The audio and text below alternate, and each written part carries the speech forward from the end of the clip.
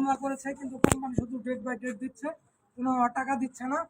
অনেকেই মামলা করেছে কোম্পানির বিরুদ্ধে, 3-4 মাস হয়ে গেছে অলরেডি, আমাদের কোনো টাকা পয়সা দিচ্ছে না। আমাদের অবস্থা খুব ভয়াবহ। এখন না পারতেছি খাইতে, না পাইতেছি কোনো কাজ কাম, কোম্পানি কোনো পদক্ষেপ নিচ্ছে না।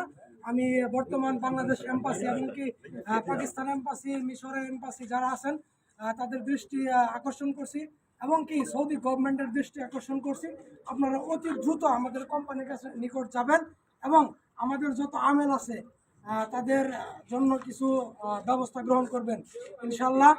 আমরা আসলে এখানে যারা উপস্থিত আছি সবাই মিসকিন, মিসকিন না হলে আমরা আসলে সৌদি আরবে আসি নাই।